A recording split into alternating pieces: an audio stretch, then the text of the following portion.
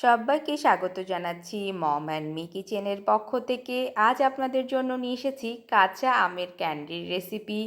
এটা খেতে যেমন সুস্বাদু, বানানো কিন্তু তেমনই সোজা। কাঁচা আম ফুরিয়ে যাওয়ার আগে অবশ্যই এই রেসিপিটি ট্রাই করুন।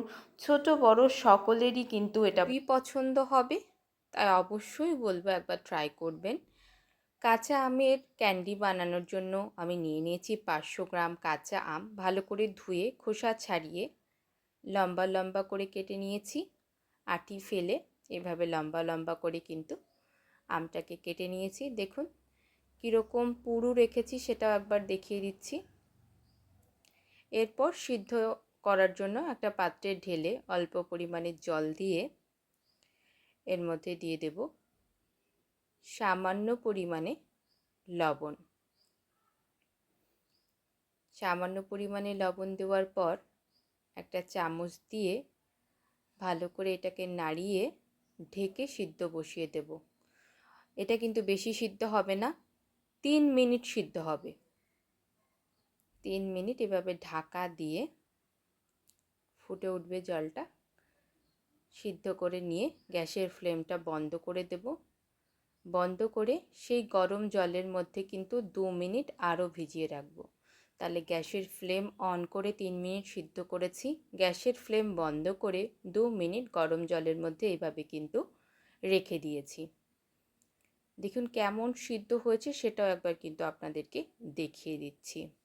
ঠিক এমনই সিদ্ধ করতে হবে, বেশি সিদ্ধ করলে কিন্তু হবে না। দেখুন এরপর জলটা ছেঁকে নিয়ে একটা পাত্রে আমগুলোকে ঢেলে দিচ্ছি। গরম অবস্থাতেই এর মধ্যে কিন্তু চিনি দিয়ে দিতে হবে, মাথায় রাখবেন। আবারও বলছি, গরম অবস্থাতে এর মধ্যে চিনি দিয়ে দিতে হবে। 500 গ্রাম আমের জন্য আমি এখানে 200 গ্রাম চিনি দিয়ে দিচ্ছি।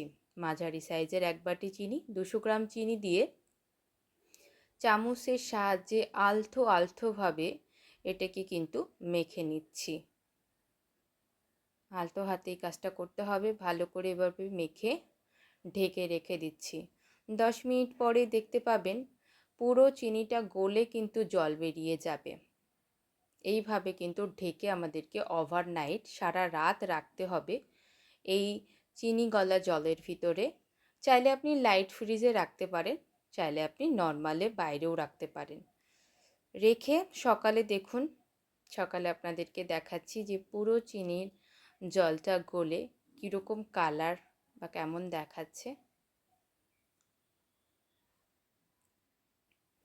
একটা স্টিলের প্লেটে কিন্তু আমি সামান্য পরিমাণ ঘি ব্রাশ করে নিচ্ছি। আপনারা এর পরিবর্তে তেল ব্যবহার করতে পারেন। সামান্য পরিমাণে এভাবে লাগিয়ে নিচ্ছি। লাগিয়ে সেই চিনির রসে ডুবে থাকা আমগুলোকে কাঁটা চামচের সাহায্যে একটা একটা করে থালের উপরে কিন্তু ছাড়িয়ে দিচ্ছি। এভাবে প্রতিটা আম থালের উপরে সুন্দরভাবে ছাড়িয়ে দেওয়ার পরে রোদে দেব। খুব কড়া রোদ হলে একদিনেই কিন্তু শুকিয়ে যাবে, না হলে কিন্তু 2টো রোদ, এর বেশি একদমই লাগে না। তো দেখুন আমি কিন্তু প্রায় 2 দিনের রোদ, একদিন খুব কড়া রোদ হয়নি, তার জন্য 2 দিনের রোদ আমার লেগেছে। 2 দিনের রোদে শুকিয়ে কীরকম কালার বা কীরকম দাঁড়ালো ক্যান্ডিটা সেটা কিন্তু আপনাদেরকে দেখাচ্ছি।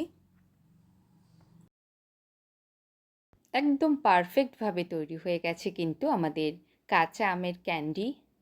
এর উপর থেকে আমি গুঁড়ো করে রাখা চিনি ছাড়িয়ে দিচ্ছি, দেখতে সুন্দর লাগে। এইভাবে আপনারা কিন্তু বাইরে 1 বছরের বেশি সময় রাখতে পারবেন। এছাড়া লাইট ফ্রিজেও আপনারা রাখতে পারেন। তো চিনির গুঁড়োটা চামচ বা হাতের সাহায্যে সুন্দর করে এভাবে মিশিয়ে নিচ্ছি। ভিডিওটি ভালো লাগলে অবশ্যই লাইক, কমেন্ট এবং শেয়ার করবেন। চ্যানেলটিতে প্রথমবারের মতো হলে অবশ্যই চ্যানেলটি সাবস্ক্রাইব করবেন।